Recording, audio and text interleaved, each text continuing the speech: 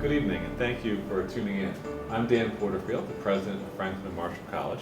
I'm joined here tonight by two F&M students, Johnny Andrade and Sabrina Yudelson, as well as Professor of Government Dean Hammer, in an online office hours in order to share experiences about Franklin and Marshall College, and in particular, to take the questions that might come in from students or families that are considering F&M as their college choice. We're going to spend the next hour or so together talking about the Franklin and Marshall community, our educational values and strengths, campus culture, community life, the way that students and faculty create meaning from their time together. Franklin and Marshall was founded in 1787 with a donation from the one and only Benjamin Franklin. And the school has been dedicated to outstanding educational experience, research, and educational excellence in all those decades since then. Please feel free to email questions for me or for our panelists to officehours@fnm.edu, or if you want, you can tweet us using the hashtag FNMLive. And thank you to all who are joining this evening. We'll do our best to get to as many questions as possible, and maybe to get things going, I'll pose a question of each of our panelists. So why don't I start off with Sabrina. Senior, you'll be walking across the stage in just 2 weeks after having created quite a career for yourself. I'm excited. We're looking forward to that day for sure. Absolutely. I'm sure the reflection has already begun a little bit about what was important for you. Oh, yeah. Well, why don't you tell the viewers a little bit about a class you've taken at F&M that's been important to you. Yeah, absolutely. So I've spent a lot of time reflecting, and as some of my activities come to a close and as I finish up my major. This question is actually cool because I'm currently taking one of my favorite classes that I've ever taken at F&M. It's called Humanitarianism. It's with Professor Garassi. It's in the anthropology department, which is my major. And it's really amazing because in the class, we have 5 speakers that come in, and each speaker kind of correlates to a particular region in the world and a particular topic that we're studying within humanitarianism. And each of these speakers, we read one of their books and do some classwork and discussion and essays on those. And then the speakers actually came in first they gave a big presentation open to the community at F&M, and then they came into our class. And so we actually got to engage with the authors of the books that we were reading, which is so phenomenal. I mean, I can't imagine being able to do that, in a huge lecture hall at some huge school. I mean, it's just really phenomenal. And it really relates to some of the internships I've had, some of my career interests. It's just super fascinating. And Professor Grassi's, she's amazing and really engaging. So I would say that has to be one of the most memorable classes. I guess so. That's extraordinary to be able to interact with 5 different authors, all on such an important theme. Yeah. And you're an anthropology major, is Yes. that right? And a minor in women's gender studies. That's correct. And when did you decide on your major, and how did you make that choice? So that's actually kind of funny because I originally was not that major. I was originally a psychology and Spanish double major. And I don't know, I had some epiphany during the summer before I studied abroad. And I was sitting at an internship over the summer thinking about F&M, probably should have been doing something for my internship, but I couldn't stop thinking about F&M. And I don't know, something hit me that I needed something different for me personally. I really loved the psychology classes I'd taken, but I realized that what I've been doing over my summers, I wanted something that matched up a little better with what I had chosen. So I looked into many different majors, looked at all the courses, checked out the descriptions, and ultimately I chose anthropology because it allowed, I thought, and this is true, I thought it would allow me to do that reading, writing, critical thinking, and really engaging with the global world, because that's something I'm really passionate about. Johnny, you're a sophomore, Los Angeles, California. That's right. And this year you chose your major, so but the double major, so what did you choose? So I'm a double sociology and Spanish major.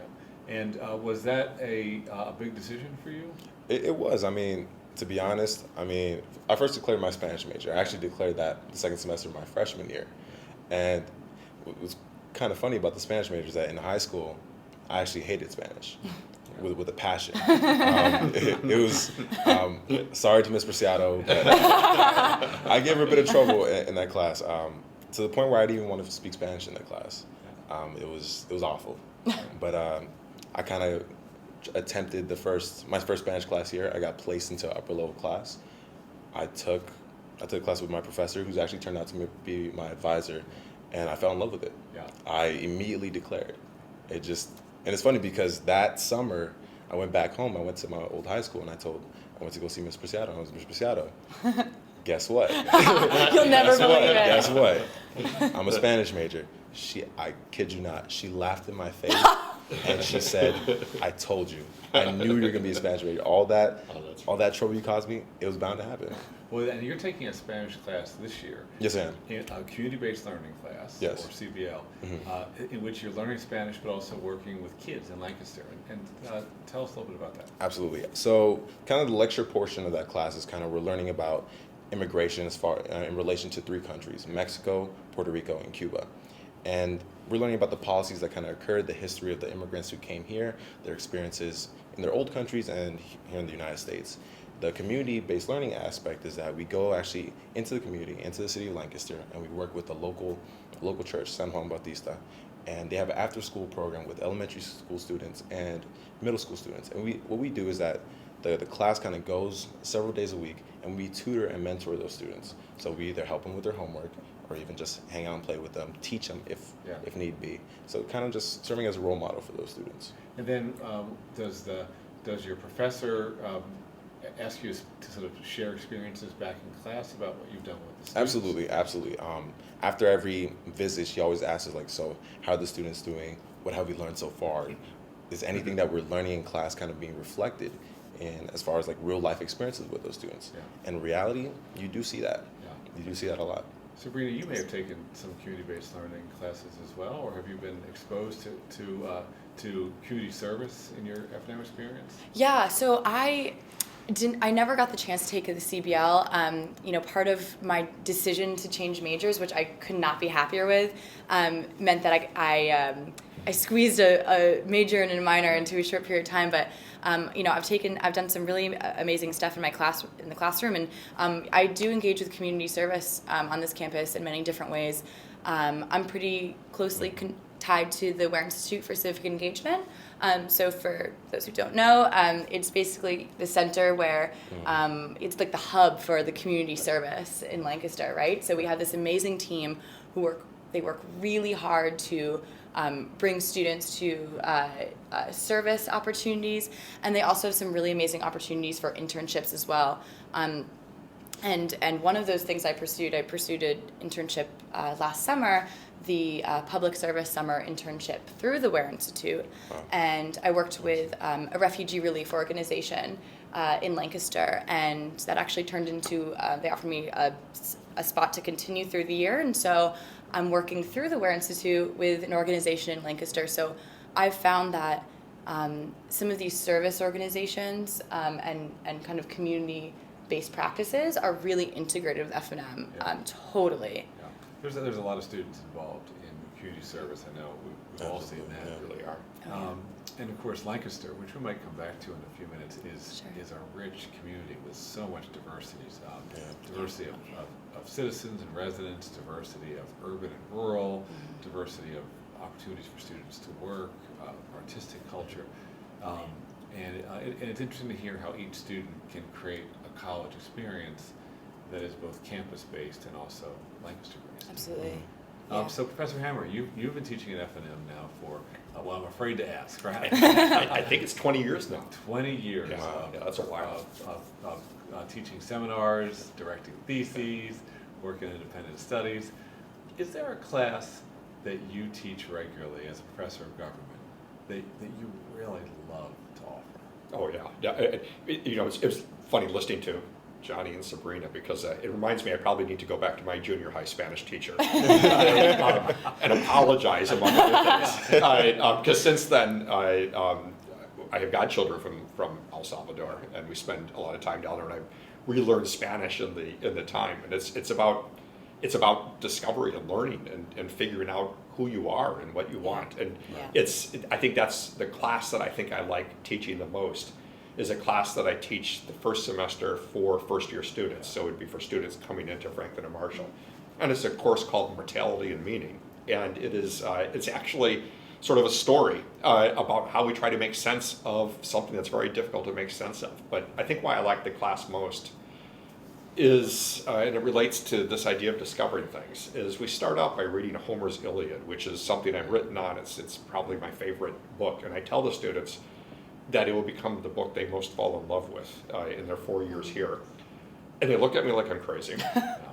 And a week into it, they look at me like I'm crazy. And 2 weeks into it, they look at me like I'm crazy. And I say, I told you it'd be 2 weeks. And when we take time in it, we let the beauty of the poetry come out. We spend time on the language. We think about the issues that are in there. And by the time we're done with it, the students sort of are at a loss because they're going to have to move on from this. And I think that's the key, I think, of a good class, is when students discover something about themselves that they never imagined, and they rise to the occasion as a result.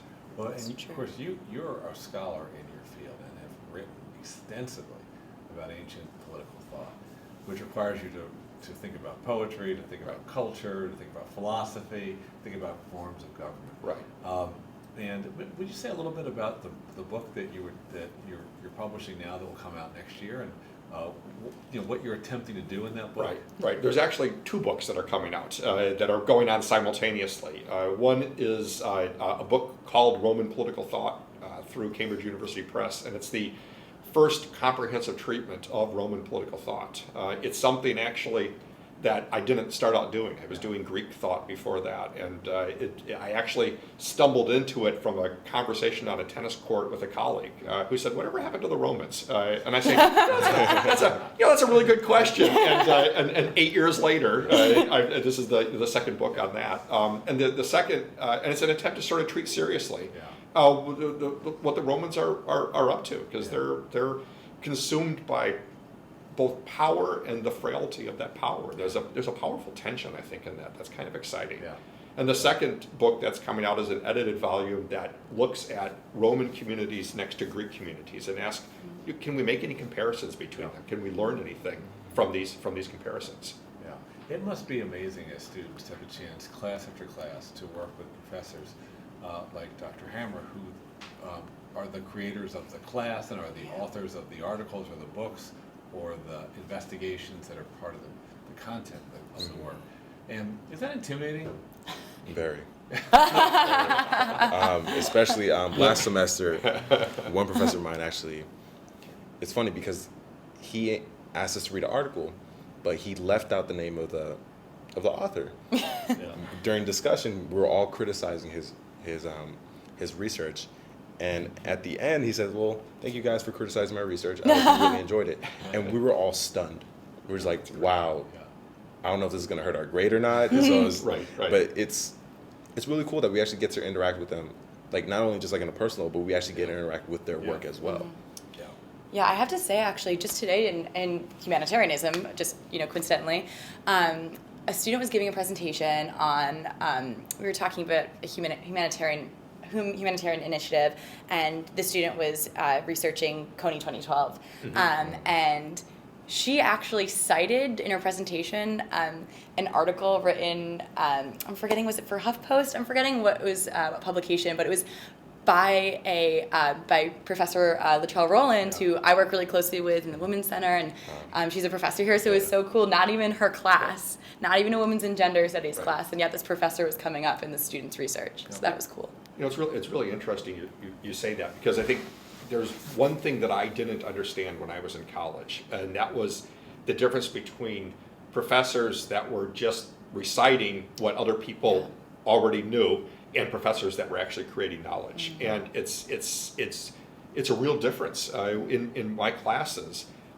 students are getting exposed to new ideas, to people thinking through things. In each of the classes that they take at Franklin and Marshall, they're being exposed to professors who are creating knowledge, and not incidentally, students who through Hackman's, through independent studies, through research, are often working with them on actually creating knowledge rather than just reading what someone else has done. Well, that's so true, and it goes across really all of the fields. You know, if it's in biology, a student might be working with Dan Ardia on bird migration from Alaska to Chile, or if it's in astronomy, that might be working with Froni Crawford on the pulsars and identifying the pulsar.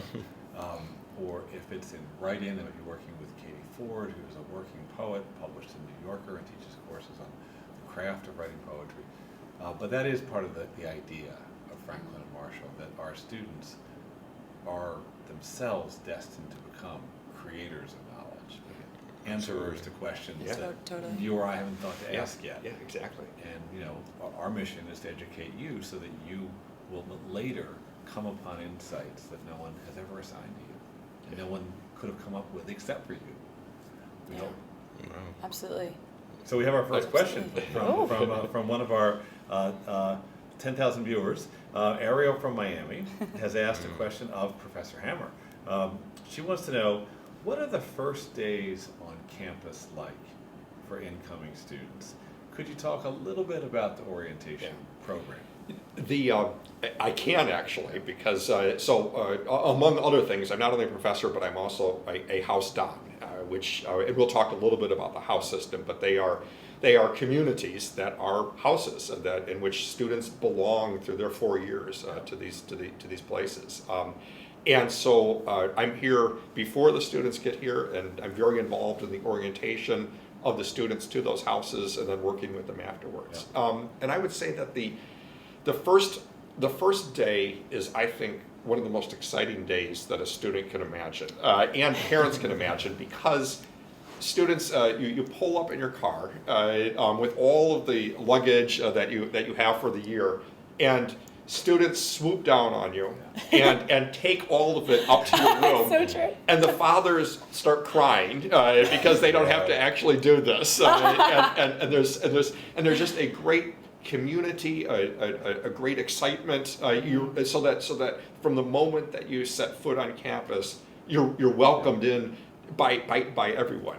The first several days, our students are trying to figure out where they fit, where they belong. I was just talking we have a mentoring program in our house, and I was just talking to the new group of mentors, and we were talking about the uncertainty that exists in this time. You have new friends in a new location, with new classes, with new teachers, and I think that the one thing that we do very well here is there's all sorts of ways to sort of support and to encourage and to give a place for someone that is homesick, for a place for someone that feels lonely, for a place that someone that has some anxiety. There's other students that are always there. There's faculty there. I'm in the house all the time that are there to sort of guide them through. So that what happens, I would say fairly quickly, is you go from anxiety to within a few days, you start realizing you belong, and you start finding your place, and then you discover that there's new places that you haven't even found. So it's actually exciting, anxious, and then exciting again. Sabrina, anything you'd like to add about the orientation? Oh, yes, absolutely, because I've loved F&M since I stepped on this campus. I actually did. And actually, before I stepped on this campus, I did a program called Project Launch, which is a mentoring program where we're talking about being connected to Lancaster. This program connects incoming college freshmen, that was me, long time ago, with incoming high school freshmen at J.P. McCaskey, which is the local high school. And we have this mentor relationship with them, and we build this really close-knit, really familial relationship. And we had, about a week before we came to school, we got together and we did about a week of workshops and bonding and really establishing this program, which, by the way, was created by a recent F&M alum at the time. And I became so close with those my fellow mentors and my mentees. I mean, they were my family here. Like, I mean, it was just I was just people to go to lunch with, and from there I then expanded my friendships as well. But that would be my first piece of tangible advice to incoming students, is to consider pre-orientation programs. I know we have a bunch. Really jump into things. Yeah. It's so worth it. Yeah. Johnny, you came from LA. Must have been a big transition in some ways. Yes, it was. Anything you remember about the very beginning of your F&M experience?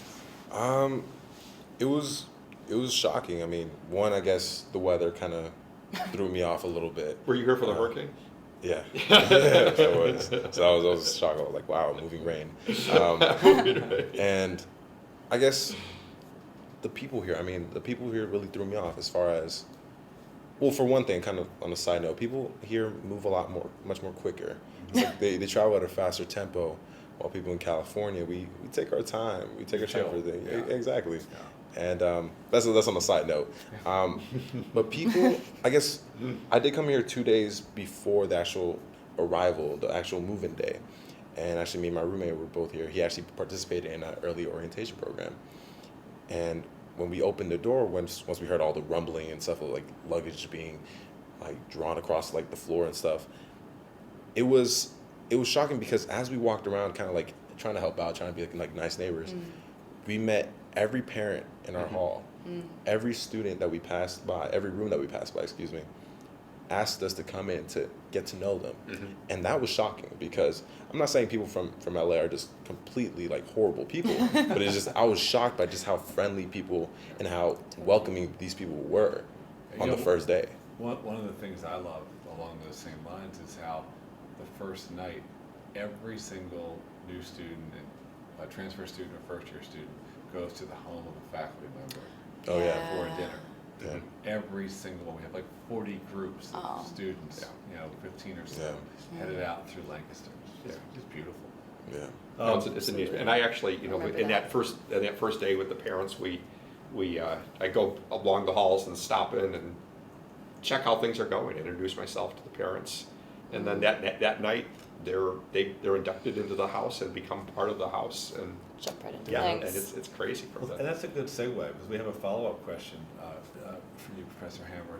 Could you say a little bit about what is the college house system, and how does a first-year student experience what it means to be in a college house? Yeah, I mean, the house system is probably distinguishes Franklin and Marshall from almost any other place that you will look in any college or university, without any doubt, and it does it for a number of reasons. So houses are, as the term suggests, they're meant to be houses. They're communities of belonging that are meant to be places where students develop, where students grow, where it's part of the integrative, where it integrates what they're doing in the classroom with what they're doing in the community, with what they're doing in their social life, with what they're doing with each other. So it's meant to be very holistic, very nurturing, and all oriented toward the student growing and developing leadership skills, and developing sort of care for each other, and developing sort of a thinking about things beyond themselves. Part of what makes a house distinctive is that there is a faculty member, me in this case in one of the houses, there is a faculty member in each of the houses that is in charge of the programming and the guiding of what happens in the house. And there's also then a dean that I work with, also in the house, who works along with me in working with students, in working on types of programs that occur in the house, in developing mentoring programs. There's all of these different possibilities that one can do in a house that, quite frankly, weren't occurring in dorms. Yeah. They didn't occur in the dorm that I went to, and they don't occur in the dorms at colleges and universities. Yeah. That tend to be isolating. They tend to sort of lower themselves to the lowest common denominator. Here it's about finding what's great in each person, finding what each person wants to discover about themselves, and then giving them ways to do that. Yeah, it's extraordinary. We have 5 college houses, and you're the Don of New College House. And Johnny, you are in Wise College House, right? Correct. Sabrina Brooks College Yeah, House? that's right. So let me ask each of you something you associate with the college houses. Just an image or a space or something about the structure. So just a touch that a college house has Yeah. that speaks to you that a dorm would never have. Well, it's a home. It really is a home. Like how Professor Hammer was saying, it's a college house, and it has a full kitchen, has a living space. It's a community within a larger community, and it's like your neighbors are like your brothers and sisters. Yeah, that really rings true with me too. I'm thinking that reminded me of freshman year, my current roommate, who I did not know would be my roommate, freshman year. We were both in Brooks House in different halls, and we were friendly. And I remember she loves to cook, and so she totally took over as the kitchen manager eventually, and she kind of like made sure that people had access to it and everything. And I remember for her birthday one year, she likes to throw herself parties because she loves to cook so much. She's like, I'll just do it. I don't trust any of you guys. So she threw a like a Mexican taco party. Like it was like all this different types of like Mexican food, and it was so awesome. And she used the Brooks kitchen, and then we went into one of the seminar rooms, and we were able to like set up the tables for her. And the thing about that is, it wasn't a college-run event. It was just something that she did, that she was inviting everyone in the house to, that, like, I haven't thought about that in a while. You just reminded me of that. That was really special. Yeah. It was cool. And I'm not going to be able to limit myself to one, but I'm going to try desperately to limit myself to two. One was one of the original experiences of the house, which I was just when I first became Don. That I was just reminded of yesterday Friday when Jane Goodall actually came to Franklin Marshall was in our house for a reception. And it reminded me of one of those first big events we had, Nina Totenberg in the house. And rather than, the students all sitting in rows and watching her talk, she sat with them. They're sitting essentially in their living rooms. They're sitting in comfortable chairs where they have bagel breakfast, where they watch movies, where they study together, where they talk to each other. And they're sitting in their living room and they're talking to Nina Totenberg. And I remember standing off to the side and watching it and saying, "This is it. This is what it's about." The other is a funnier experience, but it's a continuing experience, and it relates to Johnny. That's why I wanted to bring it up. We have a first Thursday happy hour, where the first Thursday of every month we have a happy hour in which we have students perform live music. So it's a great space of performance for them. And I make mocktails. Now, long before I became Don, when I first was going to be Don, but long before the house was built, I thought to myself, it'd be so cool to do mocktails, but I didn't know if the students would think it was the most ridiculous thing they'd ever heard in their life.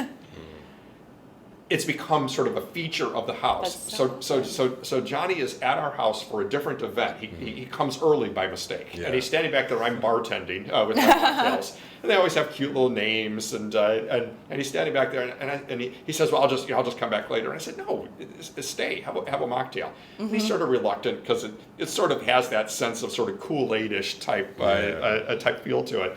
And I said, "No, just enjoy it." So I make him a mocktail. And he sips it and he looks and says, "These are actually pretty good." There you and he go. said, "I'm sort of a purist about this thing." And he'll never let you forget it. Exactly. I actually took those recipes too. Actually, That's right. Yeah. That's My awesome. friends really like them, by the way. But those types of experiences multiply in the houses, right? Each of us remembers those little moments that connect you with things and connect you with each other and connect you with the space. I was privileged to attend the new college house hosting of the physicist Brian Greene last fall. Amazing to see one of the great thinkers, an astrophysicist and string theory, sitting there talking directly with your college community. It was amazing. Like in a family kitchen almost. Yeah. And then also just 2 weeks ago, Professor Hammer invited Jerry Seib, who's the Washington bureau chief of the Wall Street Journal, one of the 5 or 6 most influential journalists in Washington, D.C. to his college house for the What Matters series. And say a little bit about that. This is the fun of being a house down, right? Is that I get to create things, so What Matters is a little lunch series. Students are RSVP. We have a room that has what is called a Harkness table. It's a large table that students sit around, so they're all connected to each other, and they're sitting in this intimate atmosphere in this beautiful room, sitting with these extraordinary people. So each month we invite someone in to give an answer to the question what matters, to give some perspective on how you think about that question and the sorts of things that matter. And they're talking. I mean, they're talking to the Washington bureau chief or the Wall Street Journal, and having a conversation with him and talking to him afterwards. It is one of those times, and we were talking about some of this over the last several weeks. It's a time when students are sitting down. They're not there because they're getting a grade.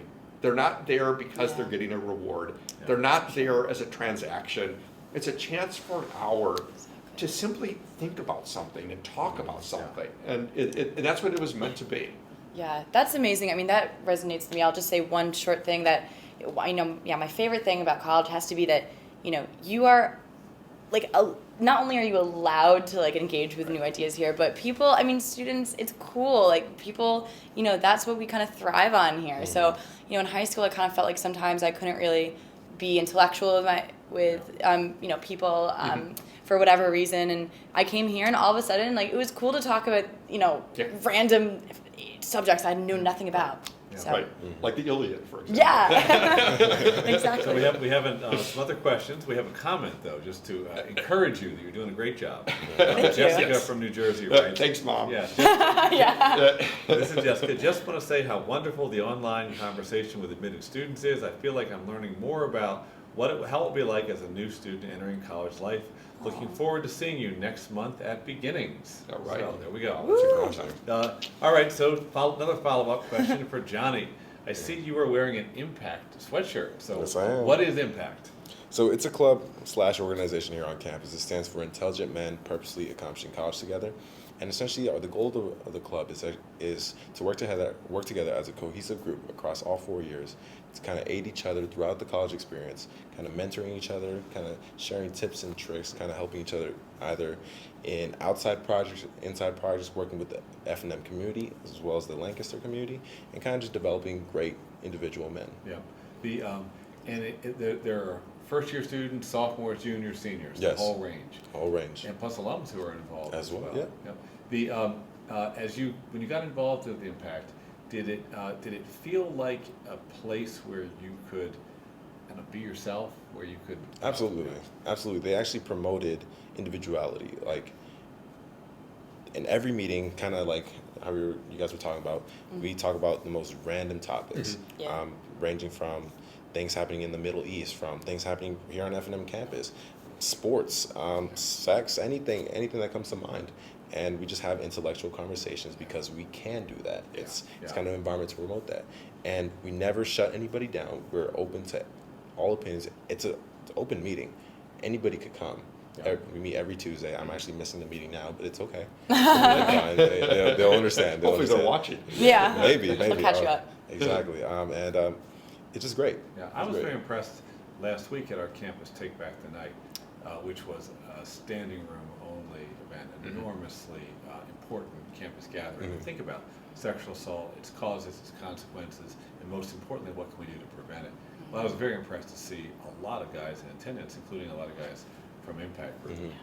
And say a little bit about, was that an intentional commitment that Impact made to show up at Take Back the Night? Yes, actually, I'm actually on the Women's Center board as well as Sabrina, and they organized that without me actually encouraging to do that. Yeah. So once I brought word that, all right, I'm going to want Impact support at Take Back the Night, they're like, no, we have it covered. We're going to be there regardless, whether you want us or not. And it was like, I'm like, wow, okay, all right, I'll back off, and you guys do what you got to do. You guys are so cool. I love Impact. Yeah. It's a great organization. Sabrina, say a little bit about that evening, the poet, and the community experience that we had. So, like Johnny said, I'm on the board of the Women's Center at school at F&M, and I gotta say that is absolutely something that sets F&M apart from other schools. I I don't even know if I would have known that there was such thing as a women's center when I came to school. And I was really still developing my beliefs, and I got involved. I went to some Friday discussions, and then and then I ended up joining the board. And one of the big events that we do is this event, Take Back the Night. This year we had this award-winning, like outstanding. I don't know how we got her to come here, because F&M is so awesome. She came here. Right. Stacey and Chin. For everyone watching, you got to look up her YouTube videos. She is phenomenal. She came to this campus, sold out, totally sold out room. She stood and she read some excerpts from her. She does like slam poetry and spoken word, and she read some excerpts from her memoir and took a stand. I mean, she had no apologies. She just really spoke about these issues that are meaningful to students. Right. And that, you know, it wasn't censored per se at all. I know I saw you in the audience, and you were there supporting us as always, and it was just touching. I mean, I couldn't help but cry because I was so emotionally moved. It moved into a march afterwards, and you know, it was a real show of activism among students. I was a little nervous that wasn't going to be received well, but I wasn't sure that maybe students aren't prepared for that. Maybe that's too much. But no, totally. People were all about it. It was beautiful. Yeah, it really was. So I have another question from one of our viewers for both Johnny and Sabrina. And the question is, what factors were important for you in choosing F&M? And in particular, what about F&M was important in your choosing F&M when you were a high school senior? I'll start off. Probably the most important thing I was looking for was a place where I could feel at home. Yeah. Somewhere I could feel comfort, warmth, everything. Just kind of a second home. Yeah. A second home. And surprisingly, I found it on the other side of the country. And it just happened in Franklin Marshall. When I visited, I actually stayed overnight with actually a student who was part of the same college program I was from. And he hosted around 10 guys. He just made our night. Literally, we were just hanging out with him and his friends, and we met other faculty as well. And that just made it for me. Yeah. Like, I knew I had to come here. Yeah. Sabrina? Yeah, I mean, I'm so emotional because I'm graduating. I love F&M so much, and I've been reflecting so much over the, all 4 years I've really been reflecting. But when I was looking for school, I was, absolutely looking for a place where I felt home. But also, in addition to that, I was looking for a place where I can find what I'm about. So I kind of graduated college. We were just talking about this recently, I graduated high school, I'm sorry. Not really knowing what I was passionate about. Yeah. You know, I felt like I was really doing things to get into college because, like, everyone knows what looks good on your application. And so I was kind of doing some of those things, and I didn't really know what I was passionate about. And I wanted a school that was going to allow me to kind of figure that out. And F&M has done that for me. I mean, I came to this campus. I knew I wanted to come here.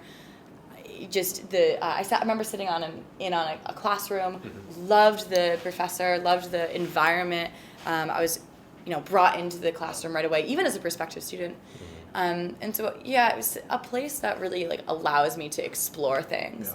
And where I don't have to choose right away. I can try things out and take risks, and that's totally cool because everyone else is doing it too. Yeah, it's interesting how many students, when you ask that question about what they're looking for if they've applied to F&M, if they later choose F&M, they say an academically strong community with great professors in small classes, a chance to get to know your professors, and be a human being who's interacting with those older human beings with the expertise they have, and then a supportive community, as you said, in a place where the individual can be herself, can be known and valued as she changes, as she develops, not typecast, not locked in to a high school role, but able to become who you want to be. And I think what we try to do is remove any blocks that happen and put every resource on the table. Oh my gosh. So that students can grow into their very best selves. I think that's go ahead. I think that's a signature of some things that we're really trying to do recently. We have a series in our house called Pursuing Your Passions, and it's really which is kind of every day me talking to them about this stuff, and it's really comes down to this. figure out what moves you and pursue it. Yeah. Don't pursue something because you think you're supposed to, or because you're told to do it, or because listen to the things that excite you. And then Exactly. and a great college does two things. It gives you a lot of ways to be excited, and then gives you a lot of ways to pursue those passions. That's right. Of course. That's right. And it is so exciting to us to see them come alive when they're creating their own education. So we have lots of new questions. Let's take one from Medwin from Connecticut. Could you each talk a little bit about diversity on campus? Maybe I'll start first by just saying that we really have a commitment to finding talent across the full American and global mosaic. Absolutely. That we have a lot of relationships with great high schools and great access programs and great communities around the country. And as a result, F&M has really gotten recognized in the national press and in higher education for using our strong financial aid budget to attract terrifically talented, capable, and curious students. And that's what we think we have in this class of 2018 too. But would anybody like to build on that and talk a little bit about your experience of the diversity of our student body? Yeah, I can talk a little bit about it. I mean, I know for me, I'm from Connecticut, and it can be a little bit of a bubble. But coming to college, I wanted to kind of get out of that bubble. So I went a few states away, and I have to say, the amount that I've been exposed to different cultures, different kinds of people from different backgrounds than me, has been awesome. Last summer, I'll just give one quick example. So through the public service summer internship that I pursued last summer, where I was working at the Refugee Relief Organization, I carpooled with a fellow student, and he's from Nepal. And there are a whole group of kids from Nepal on this campus, and they sometimes get together and do really cool cultural events. And so we got together a couple times last summer, and we made something called momos, which I did not know what they were, but they're basically little dumplings. And it was this big community thing where we got together and we made the momos, and we kind of learned about. We learned about a different culture. It was awesome. It was so cool, and I just think that's the kind of thing that F&M allows you to do. So, yeah. Dean, anything you want to add? Yeah, I mean, it's so I've been around for a while, and seen diversity measured in different ways, and I think my own thinking about it has evolved as a result. There's a lot of different ways in which diversity appears on this campus and has been appearing in increasing frequency. And I would say recently, I was a first generation college student, and we are seeing first generation college students now on campus who bring from all different parts of the country, from cities, from rural areas, and they are bringing to the campus a perspective, a life, an excitement that people raised in the bubble aren't even aware exists because they understand things in a particular way. And what I see in diversity is I see that not only exposure to different experiences, but a desire to be exposed to different experiences. We had and different backgrounds and different perspectives, and to recognize there's lots of things going on out there, lots of ways to be learning about this. We had there was a moment, the end of our first year of the house, we had our spring fling, which is our dance, in which we're all bathed in purple, and there was a moment right before we were shut down by the for noise. There was a moment. This is the College House Don speaking. That's right. Thank you very much. The police buried that. There was a moment in which I look out at the dance floor, and there was everyone. There were students from cities. There were students from rural areas. There were students from suburbs. There was every religion, every ethnicity. There were chemistry people. There were football players. Sometimes they were both chemistry and football players. There were tall people and short people. It was every possible combination, right, of what we call diversity, and they were all dancing together.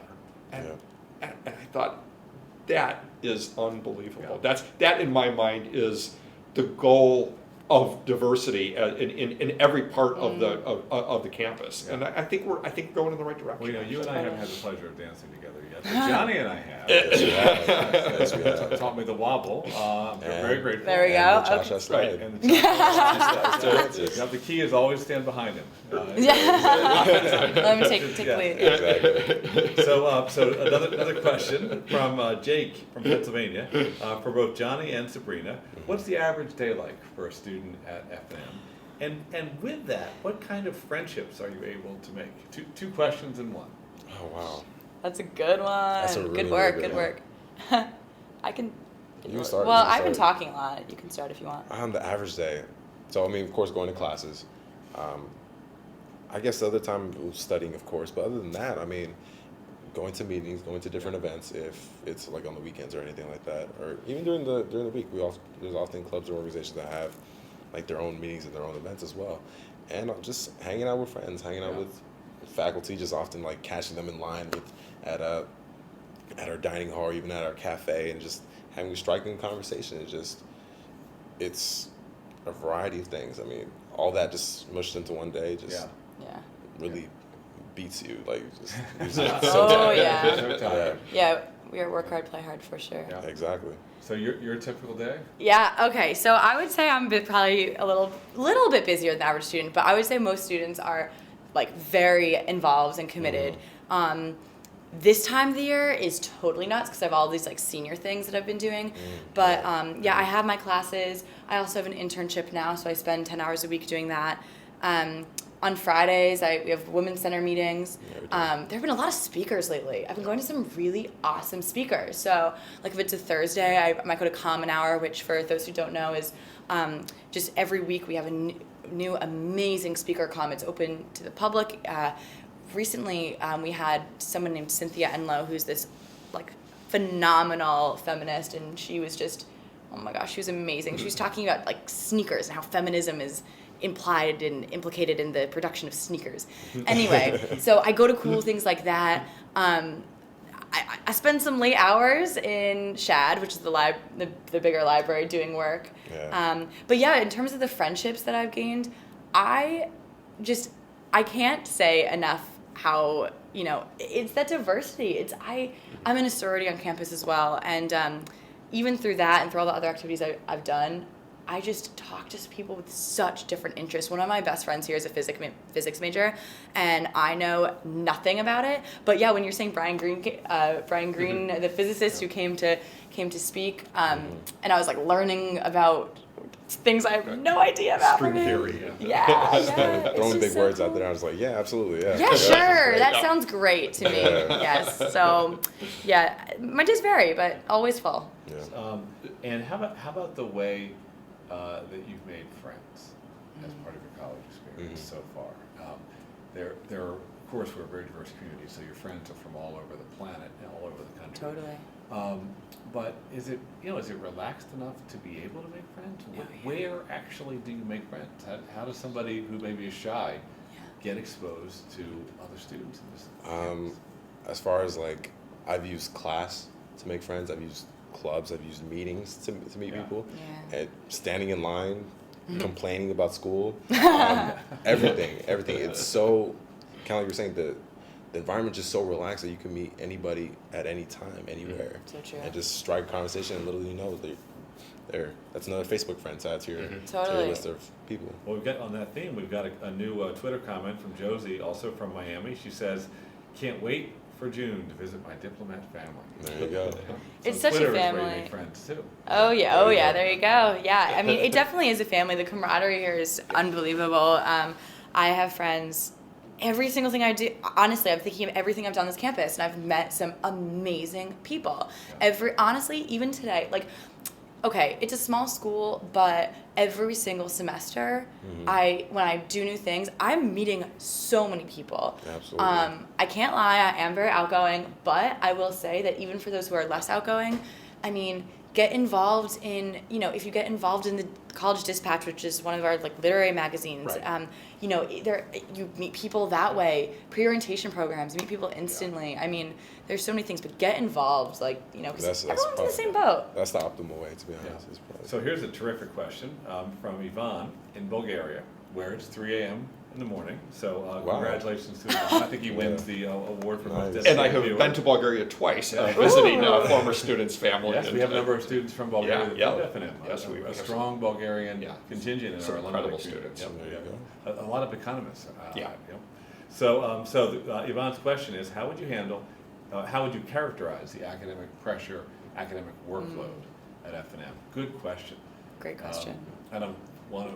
Either of you want to. Dean, you see the whole new college house studying. What would you say? Right. Well, I think students will convey it in one way. That's almost unbearable and unreasonable pressure. But I think there's a humanity and sanity to it. I think that there is a pressure. I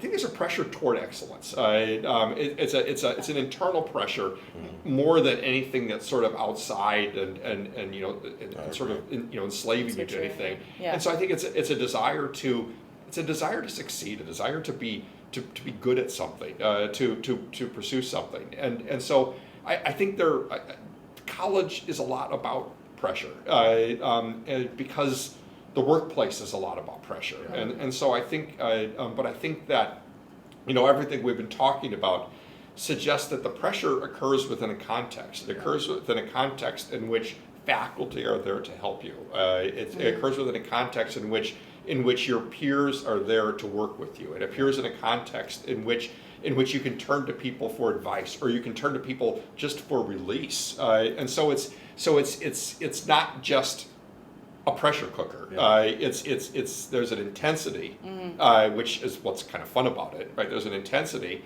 to discovery, to exploration, to success. But there's an extraordinary sort of humanity to having done it together. Sabrina, what do you think? Yeah, I mean, okay, so as a senior, I've heard everything about how difficult FNM is. Right. Okay. And I have to say, I was up very late last night doing a paper because I had all these other activities that I was doing. I won't say what time I was up till. And so there are those nights. But I have to say, I mean, it's that intrinsic motivation that's there. It's not, I don't feel out of place when I'm really caring about what paper I'm writing. I don't feel like I don't sacrifice my social life. I don't feel like I do. I feel like I have, I mean, I am a very social person, absolutely. And I never feel like I'm missing out on things or I can't get things done. It's about being efficient, and it's about, going in for help when it's needed, and utilizing those times during the day and being productive. And if you do that, I mean, I haven't missed a weekend yet, so. Well done.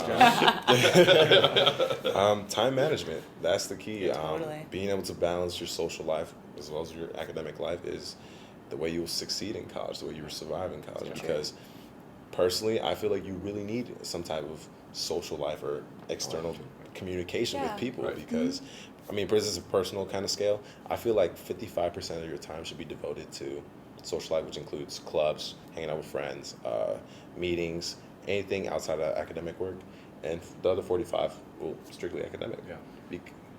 Because sorry about that. Yeah. Because I feel like having a healthy mind, being happy socially, transfers into your positivity when doing your work. Yeah. Which Totally. you absolutely need when you're up late at night writing an essay due the next day So or true. something. That's right. I don't teach every semester, but when I have taught, and in my own advising of students, I would say I've never seen students competitive against each other. Right. Yeah. In FNM That's culture. so true, Never, yeah. never once. Totally. I've seen students pushing themselves Right. to do their best, and I've seen students really benefiting from learning from academic advisors how to manage their time, Yeah, or absolutely. how to outline a paper well, in order to then use their research time well, yeah, or outline to your then write a good papers. first draft. The steps of learning are, I think we all take the time and have the care to show students the process of producing a great product. Right. But it's been quite pleasurable to Yeah. see It's students neat. liking learning, Absolutely. as opposed to students feeling that Right. they're in a system of Laboring assessment. under it. They're Yeah. laboring under Right. it, exactly. And it fits into our interests Yeah. too. I don't feel Yeah. like I feel like it's very permeable, you know? Like Right. I don't feel like, okay, now I'm in school. Now I'm like, no, I'm talking about my work. My roommate and I are in a class together and Yeah. we're talking about the topics and we're just chatting about it. So that's social too. I mean, it's really very well integrated. No, when you were talking about students learning together, it ties in with the earlier question about the spaces in the college houses. So, at any given night, and it was fascinating sort of discovering this. Each of the houses has a seminar room in it, and at any given night, a group, oftentimes the chemistry majors, will be studying for an exam together, and you'll see across the whiteboard all these equations written down, and different groups will be in there when there's different exams to study for, all working together. In another room, in our meeting room, there's a place where you can actually sort of run through presentations, see students working on presentations together. In Yeah. another, in the fireplace room, you'll see students sort of talking about an assignment or about a book or about a project that they need to do together. You rarely see a student laboring alone. Yeah. That's true. Very true. So we have another question. This one from even further away than Yvonne. Winnie Bell from China writes, are study abroad and other international opportunities available to all students? And then also, Johnny, can you talk a little bit about your own experience coming up with doing study abroad, and Sabrina, your experience from last year doing study abroad? Just any insights from both of you about your own experience, and do you think that there are opportunities for most students to be able to do it? Absolutely. So I'm actually headed to Costa Rica this summer for my first study abroad trip.